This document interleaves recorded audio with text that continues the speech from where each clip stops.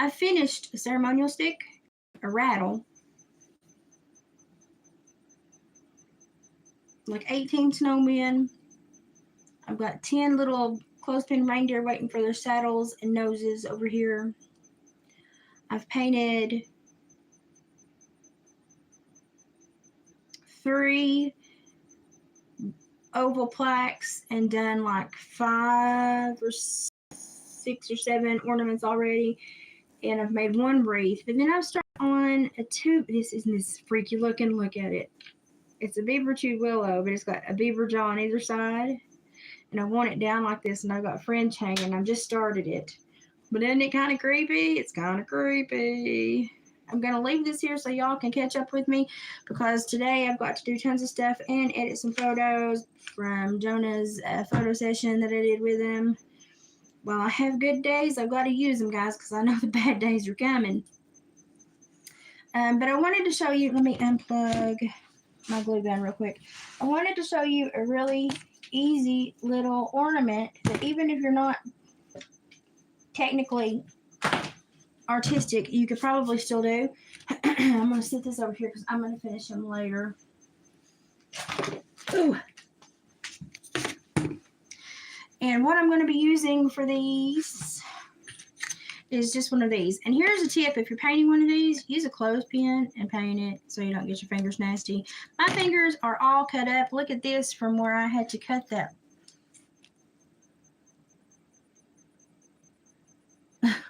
Cut that suede leather and all this other stuff I've handled, and it's just I've tore my fingers to heck and back. But it is what it is. Hey, Gypsy, I'm crafting. I actually just dropped by to show one little quick thing that somebody could do if they wanted to do a Christmas project, but they're not super artistic. I wanted to share something and show y'all that, yes, you can be artistic. So I'm going to dip this down. Oh, watch it fall. I've never used this one like this before. It scares me. It scares me. Can you see? Can we? Yeah, we can see it. Okay. So, let me see. Where's my pencil? Oh, doggone. The first thing you want to do is find the pencil you had 5 seconds ago. There we go. Yes, we still got it. Make sure your hole's at the top. Y'all, this is not going to lay flat because I've got so much crap on this poster board underneath this. But you want to haphazardly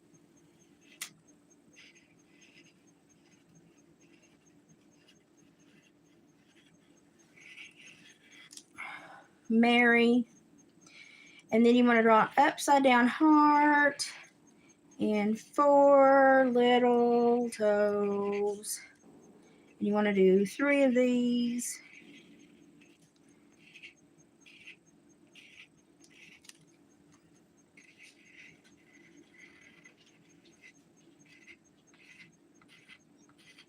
And you can paint them different colors if you want to.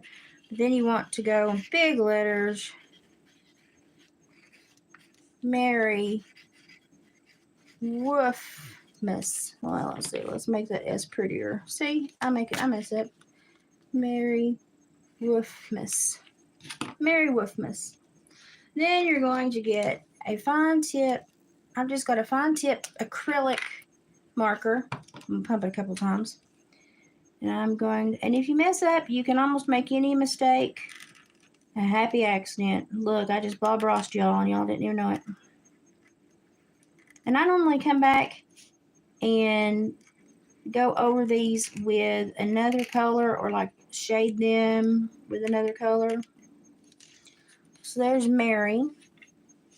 And I want to make my dog paws another color. So let's make our dog paws another color. Let's make them like a golden brown. Or we can make them all 3 different colors. I will come back and outline them though.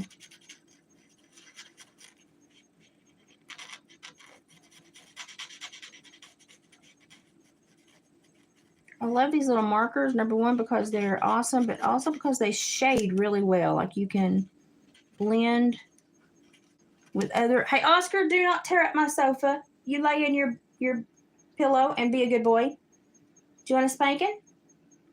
Park it. Coppa squat. Lay down. Thank you. You're like a toddler today. I do not know what's wrong with my dog today. Okay, so I'm going to do each one on the outside gold. Just going to fill them in.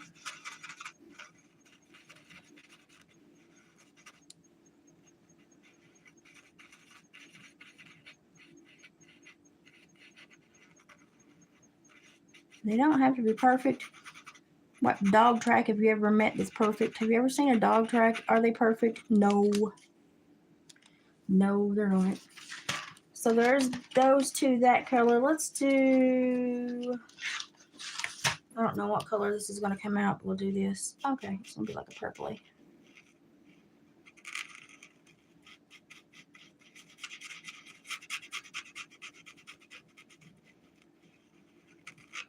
I've got some really detailed ones that I've painted that I'll share with you maybe in a later video, but they're drying. I've had to shellac them, so they're on the back porch drying in the sun because today is a oddly warm day here on the plateau. Don't know what's going on with that. Normally when it's this warm on the plateau, this close to November, it normally means bad weather is going to show up. Okay, so now I'm just going to go around these. Doesn't have to be perfect. I do try to make the dog toes more teardropped when I go back around them.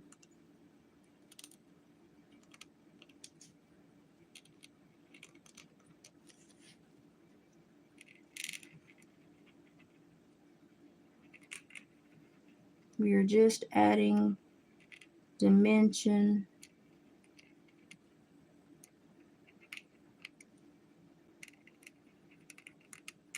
They don't have to be perfect.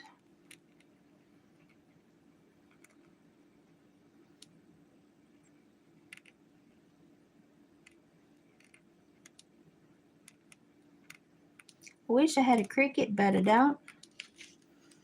So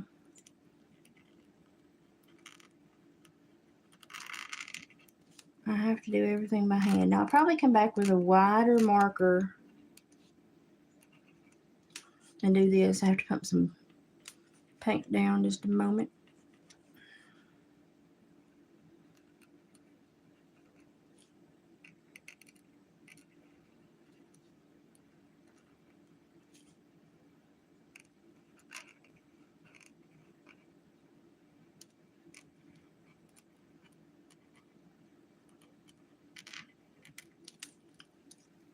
Merry Wolfmas. And you can even add little antlers to the dog paw prints if you wanted to. You could get really, really creative and put a Santa hat on one before you drew it if you wanted to.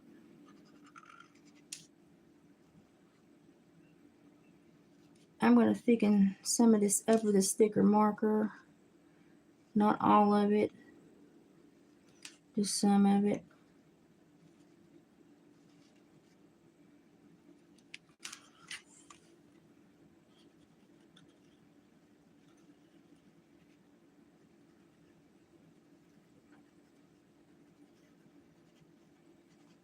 I don't know that it was so small.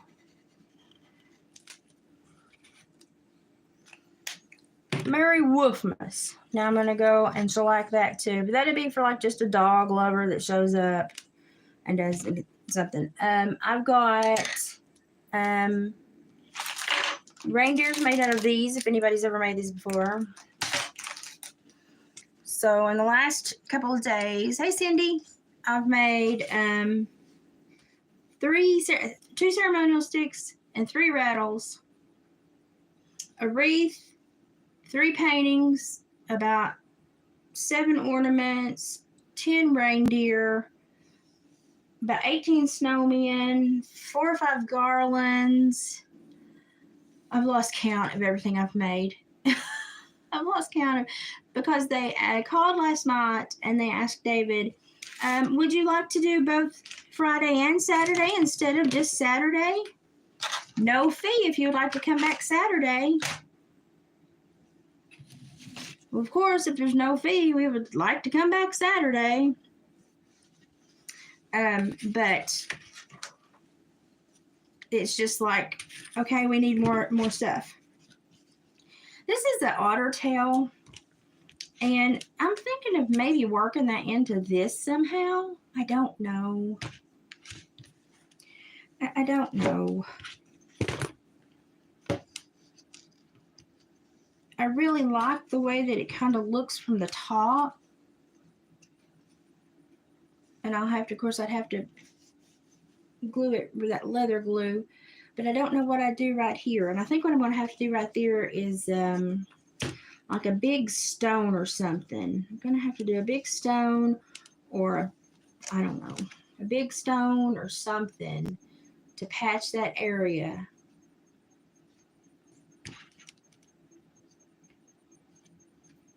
But I really like the way that that looks on the back of that. Then it comes to a little point down there.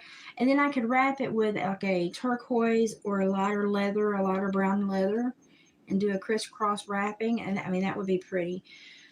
I don't know. I'm going to have to stare at it for a while. I also have wine bottle soaking in the sink because I'm going to make one or two more scarecrows and maybe a Frankenstein.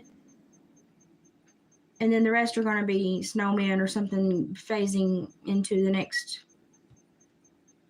holiday. But I have been crafting angels. Do you have a picture? Do you have a picture? Oh, and I also want to show you this cutest little thing I found. My mom gave me a bunch of craft stuff. Look at this cute little. She was an angel, but she's lost one of her wings. Okay, I found two more that didn't have their bodies. They were just the torsos, and I was like, they're paraplegic angels. But they're tiny. Look how tiny they are. I don't know where these came from. They apparently used to be ornaments. They've got little strings in their head. I just thought they were cute, and if I make a miniature, that would be so freaking adorable. I also made a raccoon jaw little display case with moss, raccoon jaw, flowers, and one of those fake butterflies. And I've done quite a bit of stuff. So when we get set up Friday, I will do a video to scan so that you can see all the new stuff that I have created. Because, oh my gosh, have I been working. And this is really fun because y'all know how I have an addiction to solar lights. Y'all know my addiction. Yeah, I'm done with Halloween now. I'm gonna have to go back and make another scarecrow and Frankenstein, but it is what it is. I'm ready to, because we've got that big Christmas sale coming up in Putnam County the first weekend in December, so I've shifted. I'm fixing to make two more paintings where I Mod Podge the canvases onto the old wood. I'm excited. I'm doing elk and I'm doing the horse one I got. But yeah, I'm morphing into holiday, the Christmas, because we've got that Grinchmas. If I get to go, if my fingers last, I mean, y'all, that hurts. That's a deep one. I'll let you open and close. Open and close. Hello, my name is the hole in Elizabeth's finger. Yo. La la la la la. It's like a hole in my finger. I'm sorry. This is how I amuse myself. This is how I amuse myself. I've been trying to find super glue to put in it. I can't find any super glue. I have Loctite, but let's not put Loctite in there. I am a turd. I am a giant turd. I want to do something with this too, but then I don't want to get rid of it because it's painted a gypsy. So I want to do something with it, but I don't. So I've been keeping it in my kitchen like a witch bell. Y'all, and I should be doing a Temu haul here soon. I had some stuff come in, just like a couple little, literally like a couple little face things that I wanted to try, and I'll show you. Oh, and on the little squiggly bands, the little that looks like the jelly stretch key band, they do wonders for your hair. They don't hold as good, but once you learn about them, they kind of get there. Okay, so I have got these little collagen fillers because right here where I smile so much, I've got these little collagen fillers, and they came like 5 or 6 to a pack for like $1.29. And I thought, okay, I'll try you. We'll see what we do, because I got some right there. It's where I grin so much, and I got some filler stuff right here too. It's little pads that you put on at night, and I'm hoping that works too. And then I got collagen firming sleeping masks, and look how many came in this box, y'all. And this was like a $2 box.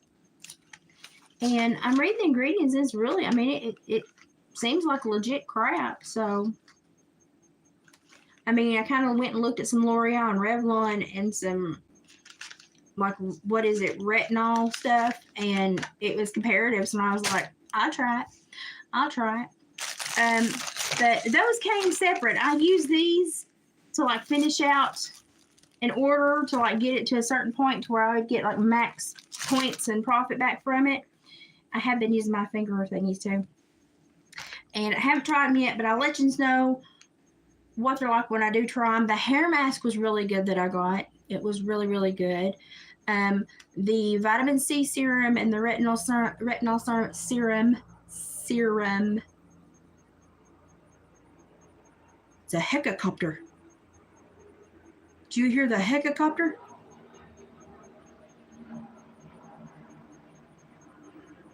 It's a low helicopter. Because you're not supposed to say helicopter, it's helicopter. Must be one of the emergency medical flights. Although they did have a helicopter down here for 3 days searching for 2 lost horses in Big South Fork over near Needles Eye, which I rode to many times.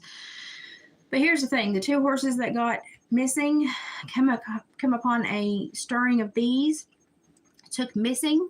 1 came back. The other 2 did not. And they can't be found. They couldn't find them with a FLIR. They flew all over the area. Couldn't find nothing with a FLIR but bear and deer and stuff like that. And I said, listen, I hate to say this, but just like there are with cars and chop shops, there are horse chop shops where they take the horse, they take the tack off, they augment the tack, they send it through a cell somewhere else, and they take the horse and they use shoe polish or hair dye or whatever they need to augment the horse. They send it through a cell. 9 times out of 10, the person that buys it knows they're buying a hot horse. They don't care. They just want the color that they know is underneath whatever they've augmented. They've worked it out beforehand before it goes to the sale, or they do a private sale. And they end up 5 or 6 states away, and you never see your horse again. And I, you know, they were asking a lot of people about where to look. And actually, one of our trapping buddies actually was the one that hiked in. He hiked over 30 miles in 3 days. Bless his heart, to try to help locate all the heat signatures to make sure they were not the horses, and they were not. They have not found the bodies, so I guess that's a good thing. They're somewhere at least, but they would either be in a lot of trouble right now if they were in the Big South Fork, or they would be tangled up if they had their tack on. Most can break the tack once they get tangled up and get upset. Or if they got tangled up and been, you know, they could have been bear food, so they may not have given off a heat signature, but nobody's found any remnants of anything, so that's a good thing. Helicopters, we call them helicopters, but there's 2 missing, and the people that brought their horses in, bless their heart, they didn't have a halter under the bridle. They didn't have a lead rope anywhere on their horse. They went out on an all-day ride without a lead rope, without a halter. They put the cell phone in the saddlebag on the horse. Excuse me, no, and they had turned it off because they had used the battery all morning, used it down to where it was dead, and turned it off and put it on the horse. You don't do that. You only use your cell phone in emergencies, and you keep it on you if you ride with a cell phone. Because if you and your horse get split, your horse does not know how to dial 911. Hello. But they ran into a yellow jacket or hornet's nest, and the horses threw a fit. And here's what you do if you're trail riding. What they did was dismount, grab a kid that was on another horse, and start running through the woods. Boggles my mind. The horses want to get away from them just as much as you do. So what you do is you tell everybody to hang on and run. And y'all kind of go different paths. You kind of split up and make a bulb for a while and then come back together. And then you find the nearest body of water and you soak you and your horse for however many times you got stung. So I said, wherever they got attacked, look for the nearest deep, soakable body of water, and then go from there and start looking for tracks. You also, if you have a good blacksmith, you can have your blacksmith. My dad was my blacksmith. You can have your blacksmith mark your horse's shoes so that if you're tracking your horse, you can tell, oh, yes, that is my shoe, my horse, because that's his shoe. Well, yes, they may lose their shoes, but they got to lose all 4 of them. So you're going to see a print every once in a while and know that that's my horse. And You can chip your horses, of course, but that only helps if they go through a sale or something, you know, people they're located. And people care to tell you if they scan them and they show it's yours. But you always keep 2 to 3 additional ways to tie or hang on to your horse. And when on a horse and you have bees come up under you, you do not get off because your horse can go 20 times as fast as you. You just hunker down and let your horse go because he wants to be away of them too. You just say, get it and let him go. Give him his head and let him run because he wants away as well. He's going to get you away from them bees and yellow jackets. I think the reason they did not bolt was because they had a younger rider with them. But honestly, she would have been better off hanging on to her horse and running than getting stung as many times as she got stung. So it's just, okay, I was 13 to 15 when I kept trails those 3 years for East Fork Stables. And I was a seasoned rider because I grew up with my dad. Hey, Antoine, I grew up with my dad who was a blacksmith, and I grew up riding my whole life. And this is my area, so I know the lay of the land and I know everywhere. But we have these people that come from flat land that come up here and, you know, you ride your horse and you will be 6 foot from a 100-foot cliff. And you have to know the lay of the land. You have to know where the gorges are, and you have to know what are beginner trails and what are intermediate trails. And in the fall, you need to know to never take any of the trails that have really rocky, croppy spots because that's where yellow jackets and hornets like to build. So it's just a lot of mistakes made by people that were probably novice riders that just were rich enough to have really nice horses and travel and do these things, but had not really seasoned enough to ride to know the ins and outs of riding in the Big South Fork, which can be quite hairy because there's, 600-pound wild boar down there. There's bear, there's everything, a few elk, there's everything down there. So, hey, Denise. Oh my gosh, it's so nice to see your name pop up. Oh, I'm just doing a little chat. I was telling everybody about my little spirit stick I'm making to sell, a little ceremonial stick. I did a double beaver jaw. Kind of looks weird, like a little snake or something. Kind of freaks me out. And I'm going to put this otter tail on it somehow. I don't know how yet, but it's got to talk to me for a while. I've been crafting all morning. I'm fixing to take a power nap and then craft again. I wanted to put this tail on it and then maybe put some gems underneath here. I don't know. But I'm working on it. But I've got to take a break because I've got a friend that sent me like 5,000 voice messages I need to listen to. And I need a break. And then I've got to edit a few of Jonah's photos. Which when I get them all done, I'll make a little slideshow for you all and Sarah because oh my gosh, they're gonna be so good. Oh my gosh, I'm so excited that I had the energy to do that with him the other day. And since it's warmed up, I've had a couple of really awesome days, and I've been like, heck yeah, let's get some stuff done while I'm feeling good, because I know as soon as the weather turns again, my body will go kaboom again. And it will do this until it gets into winter, and then I'll make peace with winter. And then by the time I make peace with winter, spring will hit, and we'll go through it all again. So just prepare to go through this with me.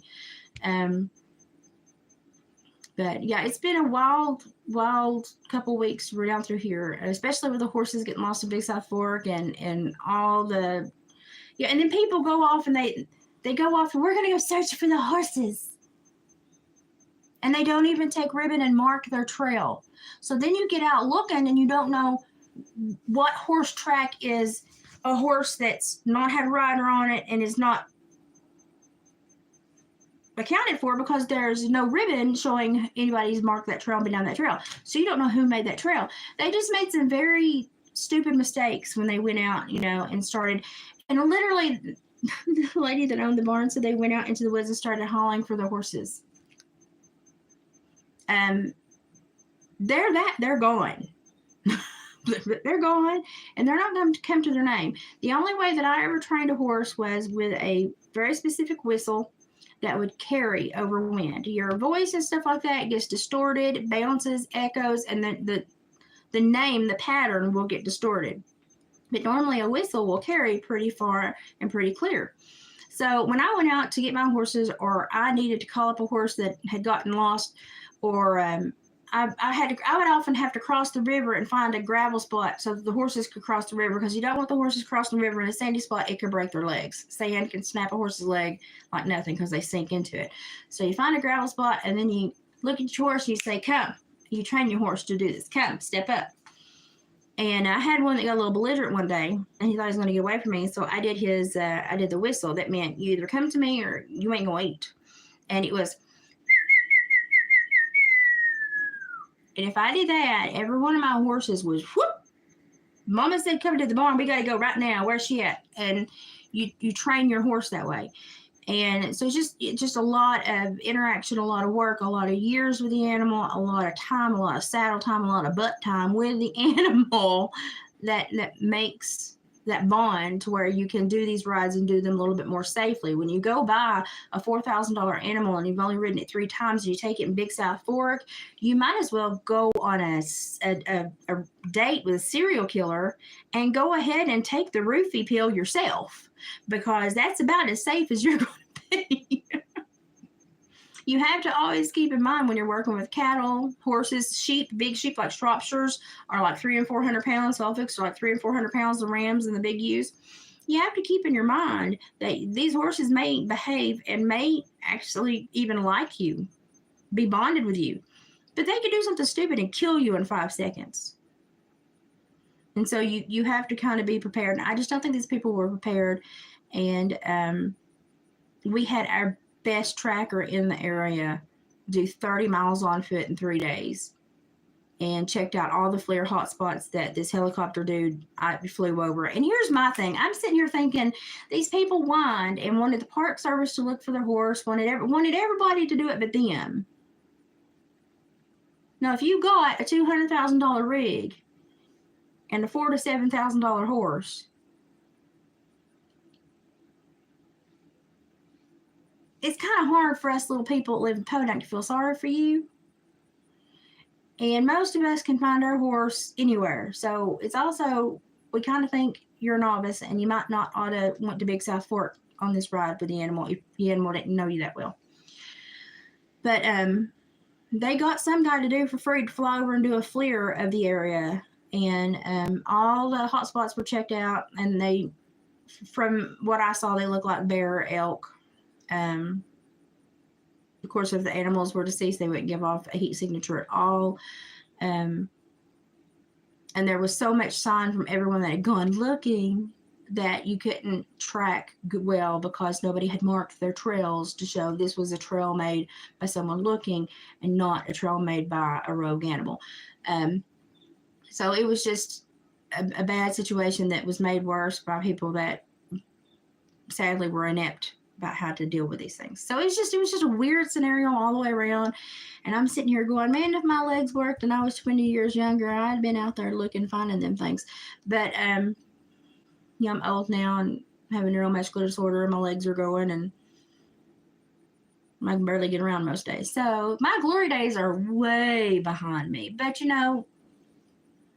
I feel sad because these were 2 really nice horses that were gone, but I really probably think that they were swapped, picked up, somebody got them, and rather than turn them back over, they went and probably sold them really quick and made a quick several $1,000s. Just because of the color alone, they would sell really easily. But you can also shoe polish and paint up and dye a horse and put it through a sale and get it 4 or 5 states away, and nobody will ever know it's a missing animal. I've seen it done before. It's just like chop shops for cars. They have chop shops for horses. The tack goes one way, the horse goes another. They can dye it, they can shoe polish it, they'll color it. It's just the way it is. So it's just been a weird couple weeks around here. I think that's about it. I've just been crafting and sleeping. Nobody's been talking to me much because I've been so busy. David's been working on his tracker because the vacuum hose came off. And the vacuum hose is what was like a 732. Anyway, it's an odd size. And one size has to be one size, and the other end, or one end has to be one size, the other end has to be the other size, and there's not an adapter made. So we're going to have to redneck an adapter, and we think we've got it figured out, but we've got to go back to O'Reilly's tomorrow before he goes to work.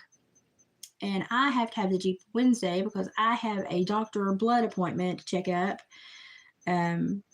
So the week is just like boom. And then we have a friend coming in from Ohio. She lived here for 20-something years, so she's basically my kid's aunt. She's coming in Thursday evening. She's driving down Thursday, and she's staying Thursday night, Friday night, Saturday night, I believe, and visiting with all her friends here. And of course, it would be the weekend that we have Saturday and Sunday sales, but I think she'll probably go to the event too. So it's not like we won't get to see her, but she has a key to my house, so she can come and go if she needs to. That's how close we are. She has a key to my house. So we've got company this weekend, Colleen, which is the kids' bonus aunt. She was just part of it. I met her when I worked at the Wilderness Boot Camp, and we worked really well together, and we've been friends ever since. And she was just like the bonus aunt for my kids. So she's coming in this weekend. And then I expect life to kind of slow down for a little while. That's my hope. November 1st, I have a video meeting with all my specialists at 3 p.m. So if I get through November 1st, life will slow down. That would be nice. I don't think we have a November sale anywhere. David. I didn't go to the last one. I didn't feel good enough. But I do know that he's going to the Grinchmas because he went ahead and paid for it, and it's extremely expensive. It's a 2-day event too, but they lock everything up so we don't have to take everything back and forth, which is nice. But this weekend we thought we had a 1-day event, and they said, hey, would you like to come back Saturday during the car show? We would love to have you come back at no fee. And we couldn't turn that down. But it means I need to pump out some, I call them fluff product. It's stuff that I really like to make, little smaller stuff that when somebody comes by the booth and they don't want to drop money on David's furs or something, they can buy a little ornament, or they can buy a little snowman, or they can buy a little memento of the day and not spend a bunch of money. You got a crying kid, well, look, here's a $2 or $3 item. I call them fluff items, and I do that because we want everyone at every price bracket, at every income bracket, to be able to afford something. And lots of times if a kid has money in their pocket, David will sell a hide to a kid for almost nothing. Because if the kid is really interested in it, David is like, my husband is a big teddy bear. So, but he has sold, the fur's gone quick this year. And there wasn't a whole lot of quality coyotes last year trapped, mostly bobcats. And the foxes have been gone since April or May. They sell first.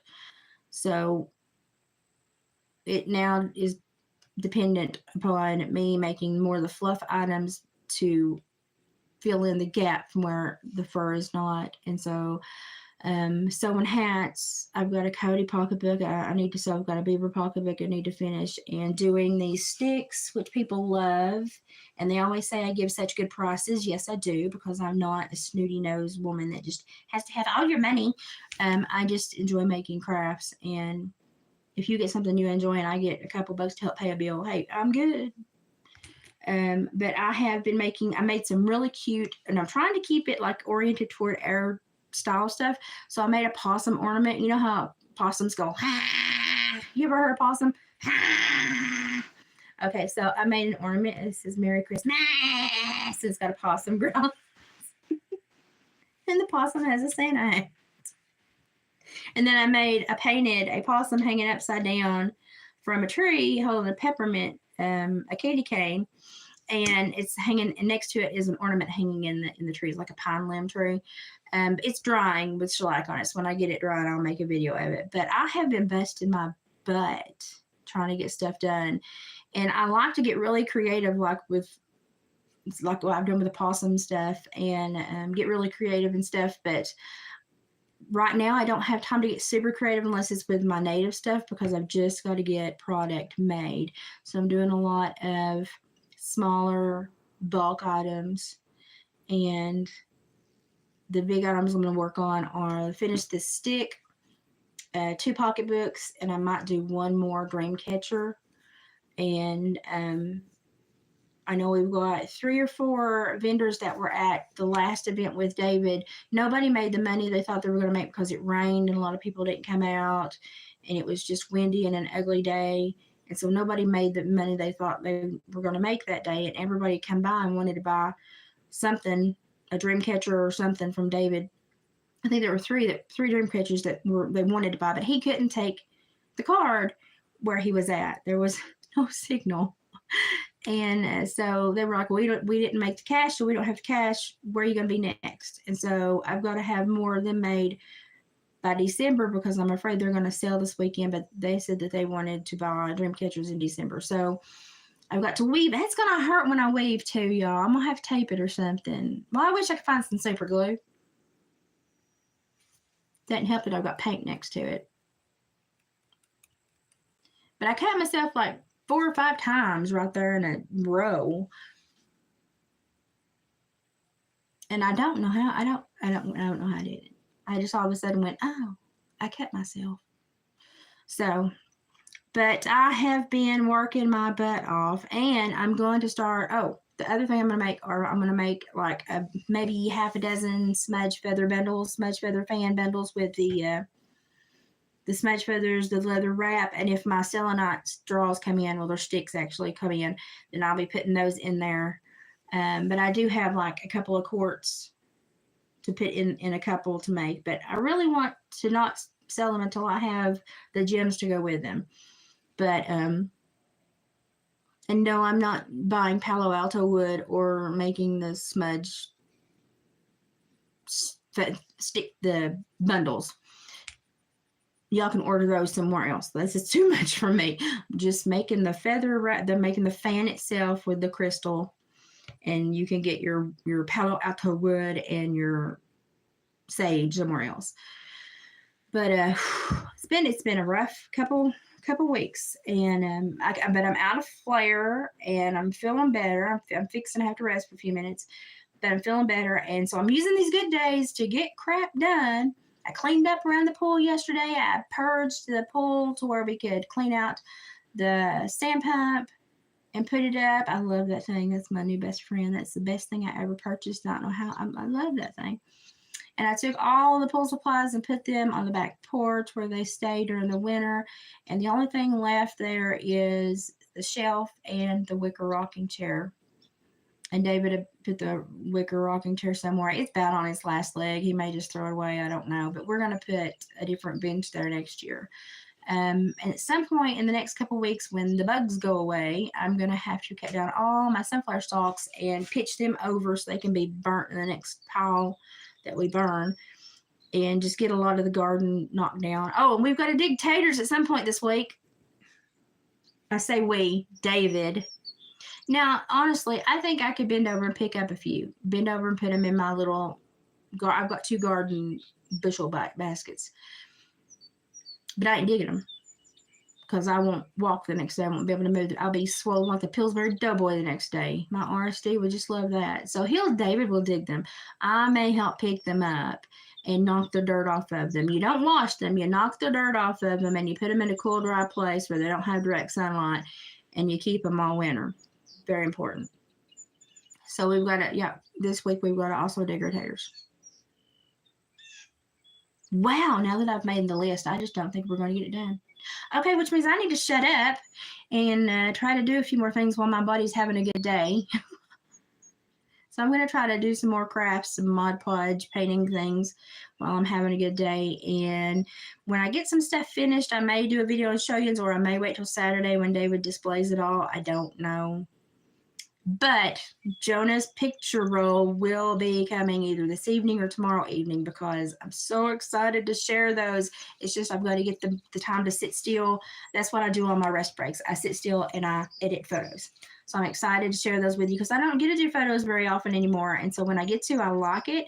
And even though he was doing some more like dark, creepy kind of pictures, I enjoyed kind of trying to test myself and go there because normally I do the family canoodling ooey gooey sessions, and so it was kind of nice to do a weird session, but I also just enjoyed spending time with Jonah because he's a nut. So we have way too much fun together, but we had a really good time the other day, and I woke up not feeling great that morning, but I felt better getting out and moving, and then it warmed up and my body was like, hey, the sun. Yes, and it's gorgeous today. So we'll see how the week goes. Denise, it's so great to have you back in the chat. Oh, Cindy, Antoine, everybody, Gypsy, everybody that popped in. Thank you so much for popping in. I'm going to be doing rapid craft fire this week. So I don't know if I'll be on later or not. If it's something that you can actually watch and I can sit here and do while you're watching, then I may come back on later. But right now I've got to get a bunch of stuff shellacked, drying, Mod Podged and drying, and then I'm going to rest and edit photos.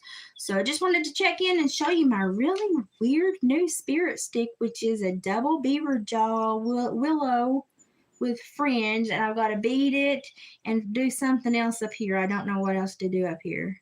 It's an evil eye. I don't know what else to do up there. But it'll come to me. The more I look at it, it'll come to me. Gypsy, I swear, as soon as we get through these vendor sales, we will go back to normal where I'm bothering you all day. Lord, I ain't had time to listen. I ain't had time to wipe my butt for the last 2 weeks. Let's just be honest. It's been hectic. And my mama even came up and helped me craft last week. And by golly, she might have to come back up and help me again. So I'm going to try to get some of the bigger stuff done so I can get out of the kitchen, so then I can work on the smaller stuff and not have it consume my kitchen when Colleen gets here. Colleen has seen my house in so many different states. Hey, her bedroom's clean and the rest of the house is clean. She'll be fine. My kitchen is a crafting disaster. On the positive side, everything's out of my craft room and in my kitchen, so I can clean my craft room now and then put it back in. And hey, ta-da, we'll be in my craft room soon. But y'all, I have gone through the crafting items. Oh, and if I get a Temu bag in today, we'll do a Temu haul. Oh, I like to have company too. So if I'm doing something to where I can talk and angle the camera down and show you what I'm doing tonight, I'll do it. It just depends on what I get locked into artistically tonight. I don't know what it's going to be. But I can't wait to share Jonah's pictures. So I'm going to shut up now. And if the mailman brings me a Temu package, I'll show it to you later.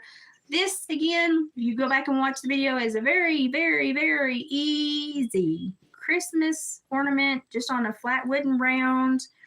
The back is painted too, but you can see the wood edge. I like to see that darker wood edge. As a matter of fact, sometimes I'll go around with a black marker on the darker wood edge.